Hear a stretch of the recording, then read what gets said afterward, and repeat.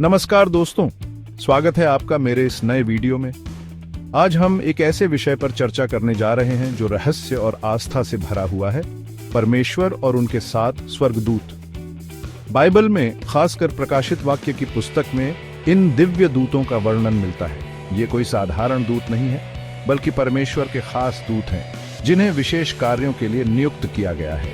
आज हम जानेंगे कि ये 7 स्वर्गदूत कौन हैं, उनका क्या कार्य है और उनका हमारे जीवन में क्या महत्व है। तो चलिए शुरू करते हैं इस दिव्य यात्रा को। प्रकाशित वाक्य की पुस्तक में अध्याय 8 के दूसरे पद में हम पढ़ते हैं, मैंने उन 7 स्वर्गदूतों को देखा जो परमेश्वर के सामने खड़े रहते हैं, और उन्हें 7 तुरहियां दी गईं। यह पद स्पष्ट रूप से इंगित करता है कि ये 7 स्वर्गदूत परमेश्वर के निकटतम सेवकों में से हैं। उन्हें स्वयं परमेश्वर द्वारा चुना गया है और उनके द्वारा सौंपे गए विशेष कार्यों को पूरा करने के लिए नियुक्त किया गया है। इन स्वर्गदूतों को 7 तुरहियां दी गई हैं, जो परमेश्वर के न्याय और शक्ति का प्रतीक है। प्रत्येक तुरही का बजना पृथ्वी पर एक नई आपदा लाता है, जो मनुष्य को उनके पापों के लिए चेतावनी देता है। इस प्रकार ये 7 स्वर्गदूत परमेश्वर के दूत हैं, जो उसके न्याय और दया दोनों को व्यक्त करते हैं।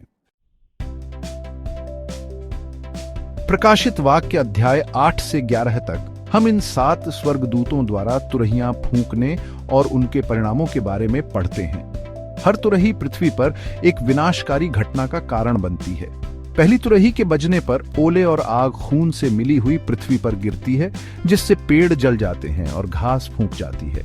दूसरी तुरही समुद्र में एक जलते हुए पहाड़ को गिराती है, जिससे समुद्र का 1/3 भाग खून में बदल जाता है। तीसरी तुरही एक जलते हुए तारे को नदियों और पानी के स्रोतों पर गिराती है, जिससे वे कड़वे हो जाते हैं। चौथी तुरही सूरज, चांद और तारों के 1/3 भाग को अंधेरा कर देती है। ये घटनाएं परमेश्वर के क्रोध और न्याय का प्रतीक हैं, जो पापी मानवता पर उंडेले जाते हैं। हालांकि 7 स्वर्गदूतों का कार्य न्याय से जुड़ा है, लेकिन यह याद रखना महत्वपूर्ण है कि वे परमेश्वर के दूत हैं। उनका अंतिम उद्देश्य विनाश नहीं, बल्कि मनुष्य को पश्चाताप की ओर ले जाना है। ये स्वर्गदूत परमेश्वर की योजना के संदेशवाहक हैं, जो हमें याद दिलाते हैं कि वह न्यायी होने के साथ साथ दयालु भी है। वह हमें अपने पापों का पश्चाताप करने और उसके पास लौटने का अवसर देते हैं। इन स्वर्गदूतों की उपस्थिति हमें यह भी याद दिलाती है कि हम अकेले नहीं हैं। परमेश्वर हमेशा हमारे साथ है और वह अपने दूतों के माध्यम से हमारी रक्षा और मार्गदर्शन करते हैं।